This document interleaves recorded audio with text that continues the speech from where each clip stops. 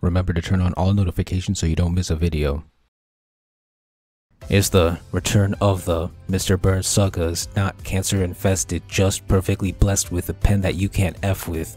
Chainsaw Man decided to come back in part 2, this time introducing a new protagonist.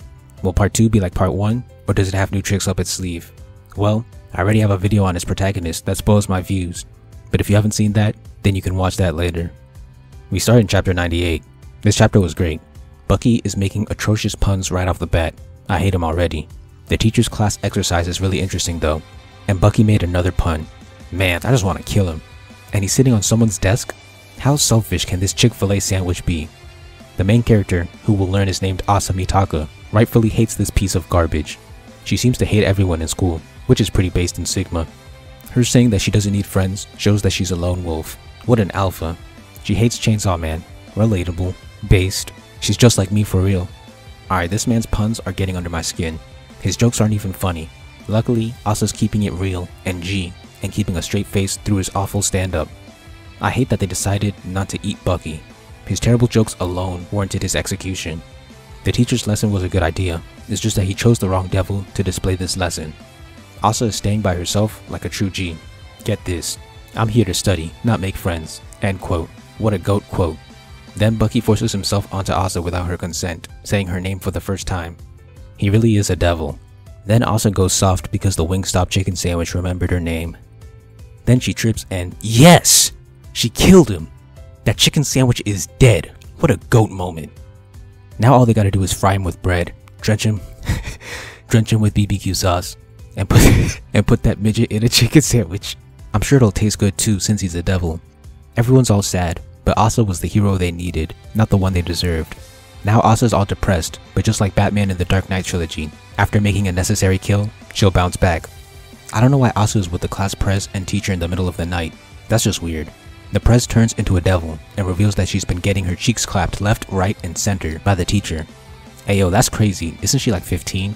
Should a grown man be digging up Should a grown man be digging up her tight pussy? Should a grown man be digging up her tight pussy like that? And Tanaka likes Asa? Bro got eyes for two different minors. He's really moving mad. Although I can't blame him for liking Asa. She's pretty goated. The prez made a contract with the Justice Devil. Interesting.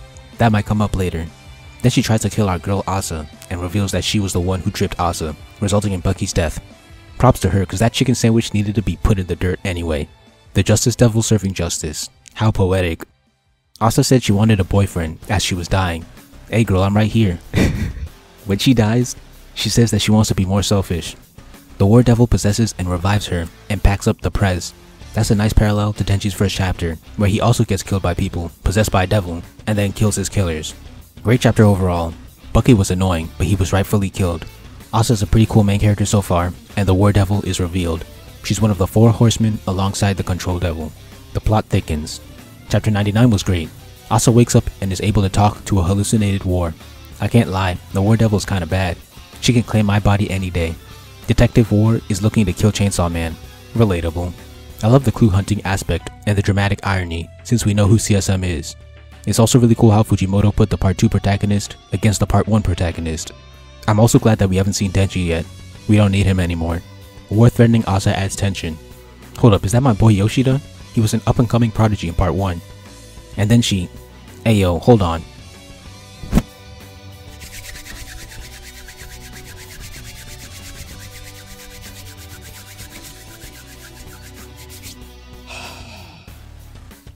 Sorry about that. I got bricked up.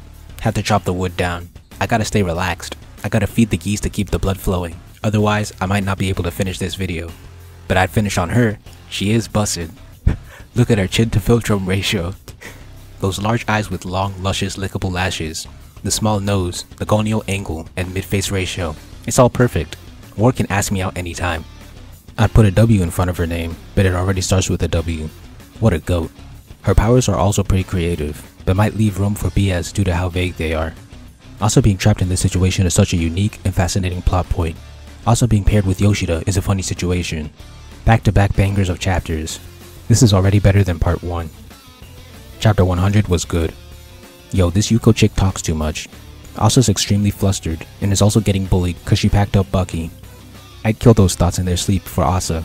Even War suggests it, like a Sigma. Yuko giving Asa her shoes was such a W. This was a great bonding scene. The joke about selling the shoes at the end was funny as well. This was short, but it accomplished enough to feel satisfying. Chapter 101. This was great. Asa and Yuko bond some more, but then War ruins the mood. The guilt aspect is added to War's powers, which makes the ability even harder to use. Asa changes the topic like a professional. She's just like me for real. The argument is great comedy too. War Devil changes her name to Yoru and looks like a snack with 2 C's once again.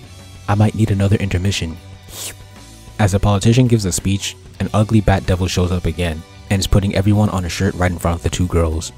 I like the additional rule of Yoru not being able to possess when Asa is scared.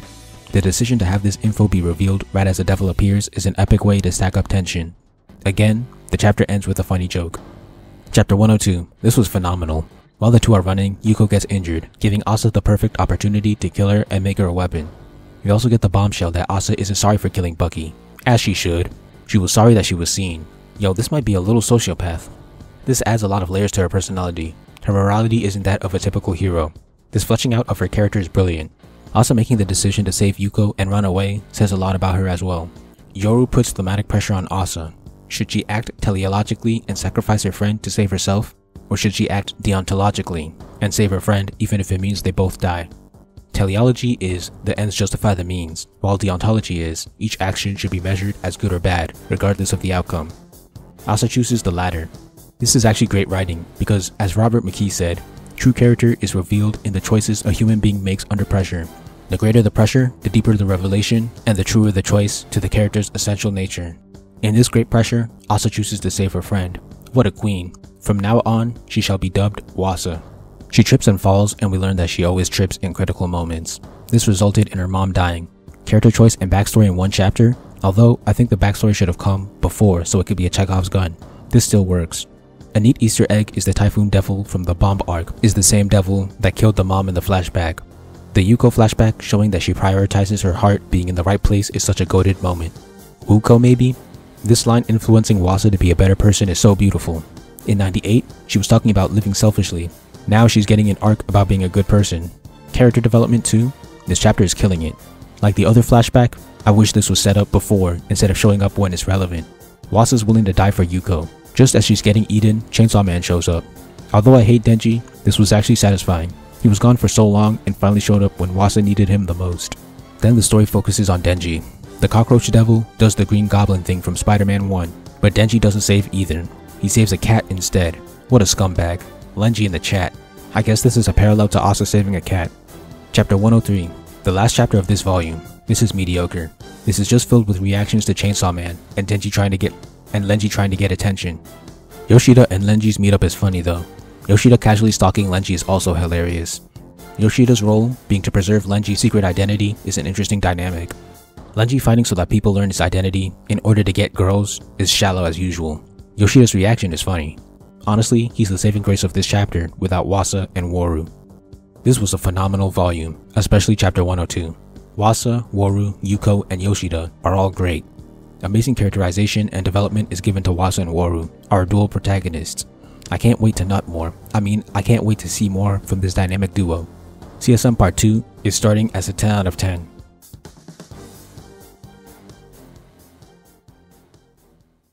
Thank you for watching.